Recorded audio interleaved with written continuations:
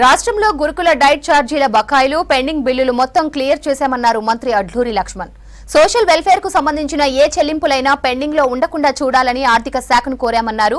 Private corporate స్కూళ్లలో 25% SC ST విద్యార్థులకు ఇవ్వాల్సిందేనని అధికారులకు సూచించారు మంత్రి. ప్రతి అసెంబ్లీ నియోజకవర్గాల్లో 2 ఇంటిగ్రేటెడ్ రెసిడెన్షియల్ స్కూల్స్ నిర్మాణం చేస్తున్నామని, సాధ్యమైనంత తొందరలోనే అందుబాటులోకి తెచ్చేందుకు కృషి చేస్తున్నామన్నారు మంత్రి అడ్లూరి. త్వరలోనే విద్యార్థులకు యూనిఫామ్స్ అందజేస్తామన్నారు మంత్రి.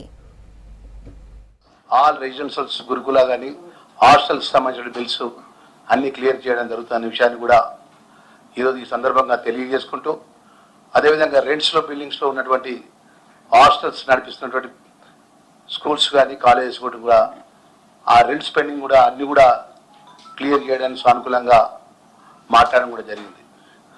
అదేవిధంగా మా వెల్ఫేర్ డిపార్ట్మెంట్కి సంబంధించినటువంటి సోషల్ వెల్ఫేర్ కానీ మా డిపార్ట్మెంట్ ఆల్ వెల్ఫేర్కి సంబంధించిన పిల్లలకు యూనిఫామ్స్, షూస్, బుక్స్ అన్ని అతి త్వరలో టెండర్ పిలిచి మా పిల్లలందరూ కూడా అందజేస్తామనే విషయాన్ని మనవి చేసుకుంటూ, రాష్ట్ర ముఖ్యమంత్రి వర్యులు deputy chief minister finance minister గారు సోషల్ వెల్ఫేర్ డిపార్ట్మెంట్కి సంబంధించినటువంటి అనేక అంశాల లోపల పిల్లలకు మంచి చదువునియాలి, ఈ రాష్ట్రంలో ఉన్నతమైన స్థాయిలో కూడా పిల్లలు ముందుకు పోవాలని చెప్పి ప్రభుత్వం అన్ని విధాలు కూడా సెంటర్ ఆఫ్ ఎక్సలెన్స్ స్కూల్స్ ఏర్పాటు చేసి పెద్ద ఎత్తున మొన్ననే మీ అందరికీ తెలుసు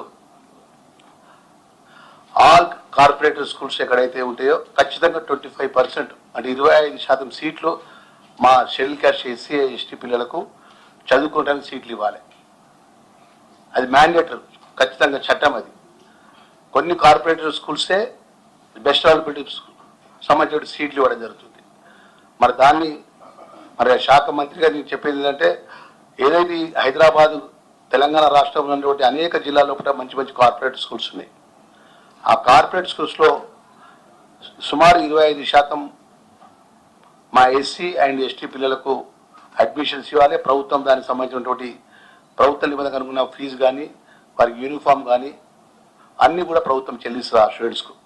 అది జిల్లా కలెక్టర్ గారి యొక్క ఆధ్వర్యంలో ఆ సెలక్షన్ ప్రాసెస్, ఆ అవైలబిలిటీ స్కూల్స్ ఎవరైతే ముందుకు వచ్చి ప్రభుత్వ నిబంధనకు అనుగుణంగా పిల్లల అడ్మిషన్స్ విషయంలో కలెక్టర్ ద్వారా జరుగుతున్న విషయాన్ని కూడా మనవి చేసుకుంటూ, డైట్ బిల్స్ సంబంధించినటువంటి అప్ టు 2025 ఏప్రిల్ వరకు శాలరీస్, అదేవిధంగా కాన్వర్ట్స్ సంబంధించిన ఎనీ పేమెంట్స్ కానీ నేను మంత్రి గారికి ఇచ్చి ఫైనాన్స్ మినిస్టర్ గారు రిక్వెస్ట్ ఒకటే చేసినాను. ప్రతి నెల అప్డేట్గా ఎక్కడ కూడా ఈ రెంట్స్ బిల్డింగ్లో చదువుకుంటున్న పిల్లలకు ఆ రెంట్స్ పరంగా ఎక్కడ ఇబ్బంది జరగకుండా అప్డేట్గా బిల్స్ చెల్లించే విధంగా ఆదేశాలు ఇవ్వాలని చెప్పేసి ఆ ఫైనాన్స్ డిపార్ట్మెంట్కి ఆదేశాలు ఇవ్వాలని చెప్పి ఫైనాన్స్ మినిస్టర్ గారిని కోరడం జరిగిన విషయాన్ని కూడా మనవి చేసుకుంటూ, సుమారు ప్రతి కాన్స్టిట్యూన్సీలో ఒక 200 కోట్ల రూపాయలతో ఇంటిగ్రేటెడ్ స్కూల్స్ ప్రారంభించడానికి కూడా ప్రభుత్వం, రాష్ట్ర ముఖ్యమంత్రి వర్యులు, రాష్ట్ర ఫైనాన్స్ మినిస్టర్ గారు కూడా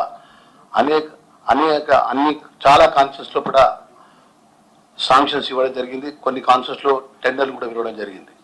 ఆ ఒక ఇంటిగ్రేటెడ్ యొక్క ఉద్దేశం ఏంటంటే, సుమారు ఆ ఒక నియోజకవర్గంలో 25 ఎకరాల లోపల ఎస్సీ, ఎస్టీ, బీసీ, మైనార్టీ సంబంధించినటువంటి పిల్లలు మరి పెద్ద ఎత్తున దేశంలో ఉన్న కార్పొరేట్ స్కూల్స్ ఏ విధంగా ఉంటాయో ఆ విధంగా